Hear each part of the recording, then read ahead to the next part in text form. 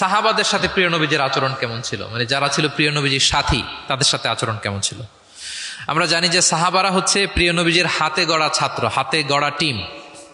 নবীজির সুখে দুঃখে সবসময় তারা থাকতো এবং প্রিয় নবীজিকে আগলে রাখতো। প্রিয় নবীজির অ্যাকম্পেনি তারা কখনো মিস করতে চাইতো না। এমনকি কখনো কখনো কোনো সাহাবার ক্ষুধা লাগলে তারা প্রিয় নবীজির কাছে এসে বসে থাকতো। তারা বলতো যে প্রিয় নবীজির চেহারার দিকে তাকিয়ে থাকলে আমাদের ক্ষুধা মিটে যেত। আল্লাহ, নবীজির নুরানি চেহারার দিকে তাকিয়ে থাকলে কি হতো? পেটের ক্ষুধা চলে যেত। যে আয়াত দিয়ে আমি শুরু করেছিলাম, ফাবিমা রাহমাতিম মিনাল্লাহি লিনতা লাহুম ওয়ালাউ কুনতা ফাযযান গালিযাল কলবি লানফাদ্দু মিন হাওলিক। নবী হে, আল্লাহর রহমতে আপনি কোমল হৃদয়ের অধিকারী হয়েছেন, এজন্য সবাই আপনাকে ঘিরে থাকতে চায়, আপনার পাশে থাকতে চায়। আপনি যদি কর্কশ ভাষী হতেন, কঠোর আচরণের অধিকারী হতেন, তাহলে এখন যেমনি আপনার সাহাবারা আপনাকে ঘিরে রাখে, সব সময় আপনার পাশে থাকতে চায়, তারা এমনটি আপনাকে ঘিরে রাখতো না। এবং আল্লাহ রাসূল সাল্লাল্লাহু আলাইহি ওয়াসাল্লামের চেহারায় সবসময় একটা স্মাইলিং ফেস থাকতো, অলওয়েজ স্মাইল। তিনি বলতেন, তাবাসসুমুকা ফি ওয়াজহি আখিকা সাদাকা, your smile to your brother it's a charity. তুমি তোমার ভাইয়ের দিকে তাকিয়ে যে মুচকি হাসি দাও, এতেও আল্লাহ তাআলা তোমার আমল নামায় সাদাকা দেওয়ার সওয়াব দিয়ে দেয়। আপনারা মুচকি হাসেন তো? কি মুচকি হাসেন? হ্যাঁ, মুচকি হাসবেন। মুচকি হাসতে পয়সা লাগে না, লাগে? মুচকি হাসবেন। মুচকি হাসলে এটা সাদাকা দেওয়ার সমান সওয়াব। অলওয়েজ একটা স্মাইলি ফেসে থাকতেন প্রিয় নবীজি। ওনার চেহারা দেখলেই মানুষের মন ভালো হয়ে যেত। আল্লাহু আকবার। সাহাবাদের সাথে ওনার আচরণ কেমন ছিল, ডিলিংস কেমন ছিল? এক নম্বরে তিনি খুব কোমল আচরণ করতেন সাহাবাদের সাথে। কেউ যখন প্রিয় নবীজির সাথে কথা বলতো, ওই লোক কথা বলার সময় চোখ না ফেরালে প্রিয় নবীজি কখনো তার থেকে চেহারা ফেরাতেন না। মুসাফা করার সময় যিনি প্রিয় নবীজির সাথে মুসাফা করেছেন, ওই লোক হাত টেনে না নিলে প্রিয় নবীজি কখনো হাত টেনে নিতেন না। সুবহানাল্লাহ, হোয়াট এ হাম্বল পার্সোনালিটি। তিনি সাহাবাদের প্রতি এতটাই কোমল ছিলেন, একটা ছোট্ট হাদিস থেকে আমরা একটু বোঝার চেষ্টা করি। তিনি সাহাবাদের নিয়ে বসা ছিলেন, এক বেদুইন এসে মসজিদে নববীতে 2 রাকাত নামাজ পড়ল। 2 রাকাত নামাজ পড়েই বিষ্ণু ইসা ইসলামের কাছেও আসে না, সালামও দেয় না, কারণ বেদুইন তো, সভ্যতার কোনো অ্যাটিকেটস, কোনো ছোঁয়া তার মধ্যে লাগেনি। সে নামাজ পড়ে আল্লাহর কাছে দোয়া করতেছে, এবং দোয়া কিরকম দেখেন, সে দোয়ায় বলতেছে, আল্লাহুম্মা আরহামনি ওয়া মুহাম্মাদা ওয়ালা তারহাম মা'ানা আহাদা, মানে আল্লাহ তুমি আমারে রহম করো আর মুহাম্মদ সাল্লাল্লাহু আলাইহি ওয়াসাল্লামকে রহম করো, আমাদের দুজনের সাথে আর কাউরে রহম করো না তুমি। বেদুইন, তার মধ্যে এটিকেটস অফ দোয়া, দোয়ার যে একটা আদব আছে, এটা তার জানা নাই। সে বলে, আল্লাহ আমাকে মাফ করো, মুহাম্মদ সাল্লাল্লাহু আলাইহি ওয়াসাল্লামকে মাফ করো, আর কাউকে না। তো দূর থেকে রাসূল সাল্লাল্লাহু আলাইহি ওয়াসাল্লাম দেখে হেসে বললেন, হায়রে, একটা প্রশস্ত ব্যাপারকে সে সংকীর্ণ বানায় ফেললো। কারণ আল্লাহর দরবারে কি রহমের কোনো কমতি আছে? সবাই বলুন তো আওয়াজ করে, আল্লাহর দরবারে রহমতের কোনো কমতি ঘাটতি আছে? কোনো কমতি নাই, কোনো ঘাটতি নাই।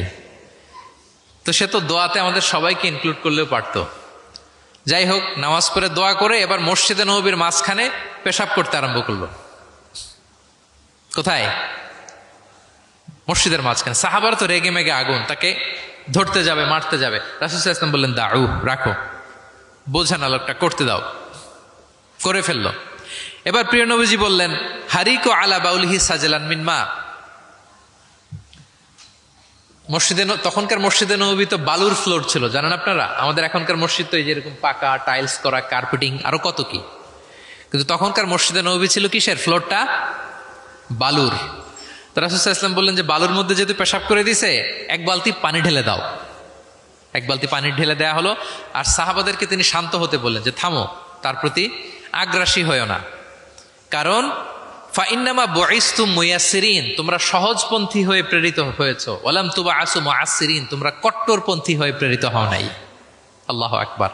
তিনি বুঝালেন যে এই উম্মাত হবে সহজপন্থী, কট্টরপন্থী নয়। যে কোনো জিনিসকে খুব সিম্পলি ডিল করতে হবে। এবার তিনি ওই বেদুনকে ডেকে পাঠালেন, বললেন, আচ্ছা, তুমি যে মসজিদের ভেতরে তোমার উট ঢোকালে এবং মাঝখানে পেশাব করে দিলে, তুমি কি জানো এটা এই কমিউনিটির ইবাদতগাহ, এই মদিনার সোসাইটির এটা একটা মসজিদ। আমরা এখানে নামাজ পড়ি, আল্লাহর জিকির করি, এখানে কোরআন তেলাওয়াত করি। এই জায়গায় বসে তোমার পেশাব করা কি ঠিক হলো? প্রিয় নবীজি যখন ভালোবেসে তাকে কাছে ডেকে বুঝালেন, সে মাথা নিচু করে এবার কাচুমাচু করতে আরম্ভ করলো। সে লজ্জিত হয়ে প্রিয় নবীজির কাছে ক্ষমা চাইল। সুবহানাল্লাহ বিহামদি। তাহলে তিনি সাহাবাদের প্রতি কতটা কোমল আচরণের অধিকারী ছিলেন, এই হাদিস থেকে আমরা বুঝতে পারলাম। তিনি সাহাবাদের জন্য দোয়া করতেন, প্রাণ ভরে দোয়া করতেন। একবার তিনি ওয়াশরুম সেরে, রাসূল সাল্লাল্লাহু আলাইহি ওয়াসাল্লাম তো সব সময় অজু অবস্থায় থাকতেন, শুধু ওয়াশরুম সেরে আবার অজু করা পর্যন্ত যে টাইমটা এতটুকু ছাড়া। ওয়াশরুম সেরে আসলেন, এসেই দেখেন একটা পাত্রের মধ্যে কে যেন অজুর পানি রেখে দিছি। খুশি হয়ে গেলেন তিনি বললেন যে আমার যে এখন অজুর পানি লাগবে এটা কে বুঝলো, কে রাখলো? বলা হলো যে এটা আব্দুল্লাহ রেখেছে, ছোট্ট আব্দুল্লাহ, ওনার কাজিন আব্দুল্লাহ ইবনে আব্বাস, ওনার চাচাতো ভাই।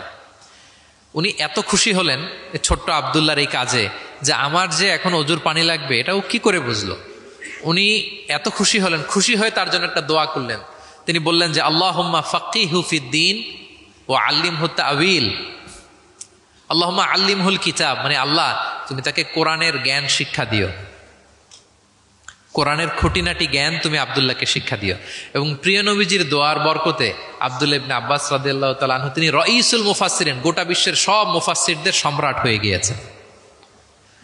পৃথিবীতে যত মুফাসসির আসবে তার মধ্যে হেড অফ মুফাসসির, চিফ সম্রাট হচ্ছেন আব্দুল্লাহ ইবনে আব্বাস রাদিয়াল্লাহু তাআলা। ওই প্রিয় নবীজির দোয়া। আমি গত সপ্তাহে ওনার মসজিদ ভিজিট করে এসেছি, তায়েফে। উনি শেষ জীবনে তায়েফে থাকতেন, ওখানে ইন্তেকাল করেছেন, ওখানেই ওনাকে কবরস্থ করা হয়েছে। বিশাল মসজিদ আছে, মসজিদ আব্দুল্লাহ ইবনে আব্বাস রাদিয়াল্লাহু তাআলা।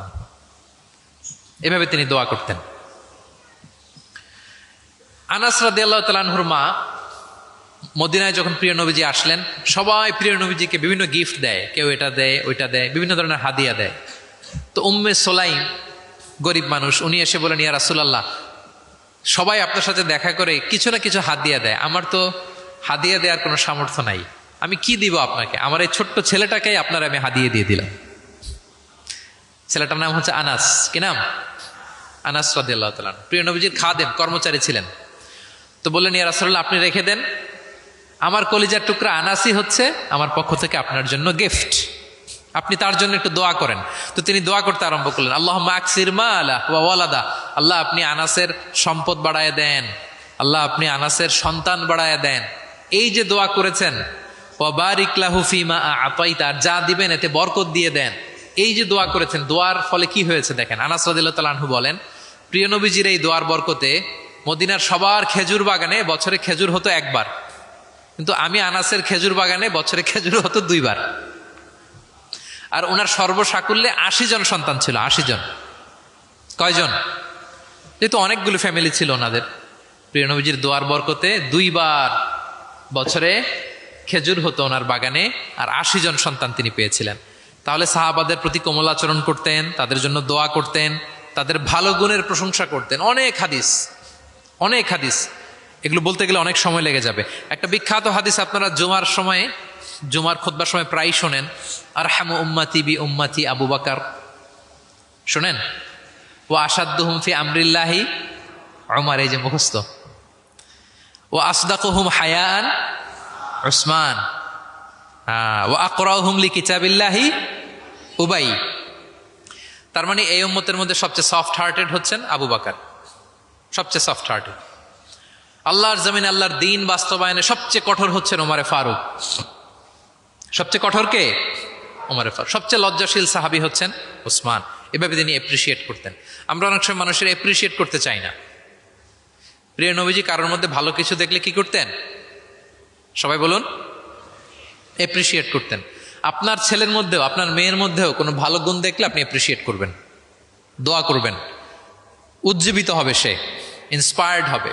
আমরা অনেক সময় আমাদের ছেলে মেয়েদেরকে উৎসাহ দেই না, তার মধ্যে যে কি কারিশমা আমরা জানিই না, মনে করি যে A+ পাইলেই বুঝি সফল।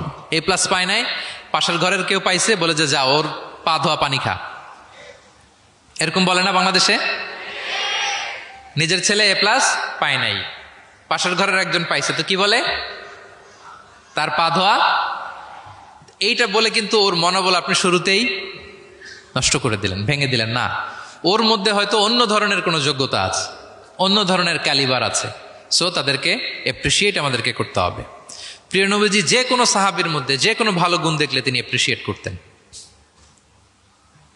আবু মুসা আল-আশআরী রাদিয়াল্লাহু তাআলা আনহুর কণ্ঠটা ছিল বড় চমৎকার। তিনি একবার বললেন, ইয়া আবা মুসা লাকাদ উতিতা মিজমার মিন মাজামিরি আলি দাউদ। দাউদ নবীর গলায় আল্লাহ যে সুরের ঝংকার দিয়েছে, এই উম্মতের মধ্যে আল্লাহ তোমার গলায় সেই সুরের লহরী ঢেলে দিয়েছে। সুবহান। তো তিনি বলেন, ইয়া রাসূলুল্লাহ, আমি তো আপনার সামনে কখনো কোরআন তেলাওয়াত করিনি, আমার গলায় যে সুর আছে আপনি কি করে বুঝলেন? প্রিয় নবীজি বলেন, গত রাতে তোমার ঘরের পাশ দিয়ে যাচ্ছিলাম, তুমি যে তেলাওয়াত করছিলে আমি দরজার বাইরে, ঘরের দেয়ালের বাইরে দাঁড়িয়ে দাঁড়িয়ে শুনছিলাম। আবু মুসা বলে, ইয়া রাসূলুল্লাহ, আপনি শুনছিলেন, এটা যদি আমি টের পেতাম আমি ফজর পর্যন্ত শুধু তেলাওয়াত করতেই থাকতাম। সুবহানাল্লাহ পড়বেন না? তাহলে আমরা যেন এপ্রিসিয়েট করি। প্রিয় নবীজি এপ্রিসিয়েট করতেন, সাহাবাদেরকে যথাযথ তারবিয়া দিতেন, তাদের সাথে মাঝে মাঝে রসিকতা করতেন, খোশ গল্প করতেন, সাহাবীদের সাথে একসাথে মিলেমিশে কাজ করতেন। মসজিদ নির্মাণের ঘটনা আমরা জানি, কোবা মসজিদ, মসজিদে নববী। এমন না যে চেয়ারে বসে থেকে এই তোমরা মসজিদ বানাও, না। একজন ট্রু লিডারের বৈশিষ্ট্য হচ্ছে উনি সামনে এগিয়ে যাবেন, ওনাকে দেখে দেখে ফলোয়াররা ফলো করবে, ঠিক কিনা? প্রিয় নবীজি নিজে মাটি বহন করেছেন, পাথর বহন করেছেন, নিজে খন্দকের পরীক্ষা খনন করেছেন, পেটে পাথর বেঁধেছেন। এটা ছিল সাহাবাদের সাথে প্রিয় নবীজির ইন্টারাকশন, ডিলিংস, মেলামেশা।